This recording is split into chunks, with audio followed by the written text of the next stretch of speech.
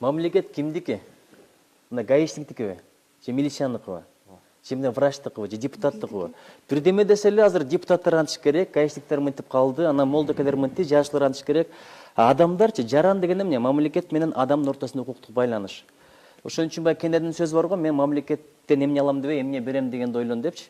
Ошон үчүн бул колдон келе турган нерсе. Өлкөгө же пайдаң тийсиң, пайдаң тийбесе жок дегенде зыяның тийбесчи деген эле маселе да. Ушул идеологияны башташ керек болуп атат да, ага мисалы баягы бир сөз бар го, мен дейт, душманымдан коркпойм, ашып барса дейт, атып кетет. Мен досумдан коркпойм, ашып барса сатып кетет дейт. Мен кош көңүл адамдан корком, ошолор баары үчүн аткандар бар, саткандар бар депчи. Түкүргөндөр балким тарбиясыздыктан, балким билбестиктен, эми көз ачып көргөнүбүз ошо болуп атса, чоңдор түкүрүп атса, биздер ошону үйрөндүк да. Бирок ошону көрүп туруп балам түкүрбө уят болот деген адам болду, кеп мына ушунда. Мына жерде молдек отурат. Адам жакшылыкка чакырып, жамандыктан кайтарыш керек. Ыймандуу адам дейт, ыймандуу адамдын күзгүсү болуш керек дейт. Илгерки адамдар болгон, баягындай бир кемчилигин айтсаң таарынган эмес, аркамдан чайың келип чыгарда мага эскертип койгон деп кубанган да.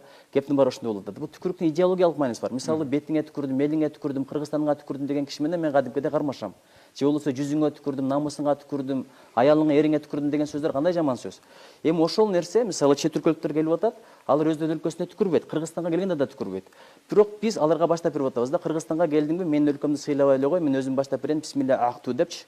Ошон үчүн мен бир таксисттердин бирөөнү карап турганын көргөм. Америкалык жигит болчу, экөөбүз Бишкекке чогуу келип калдык, сүйлөшүп келгенбиз.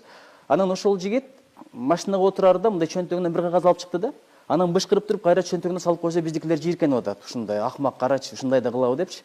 Ал болсо коомду сыйлап атат. Мына туура айтып атат. Мисалы, үйүңүзгө кирсем түкүртпөйсүз. Эгер түкүрсөңүз, меймандос болсоңуз дагы айдап чыгасыз. Эмнеге? Анткени ал сиздики. А Кыргызстан кимдин үйү болуп атат? Кытайдыкыбы же Япондукпу? Мына ушул нерсени жеткириш керек болуп атат да. Буга жалаң эле милицияга же депутаттарга арыз арманды айтпай, ар бир адам катышыш керек. Ар бир адам. Анткени баардыгыбыз жаранбыз. Биз бар үчүн Кыргызстан бар. Биз Кыргызстан өлкөсүнүн жараныбыз. Кеп мына ушундай болуп атат.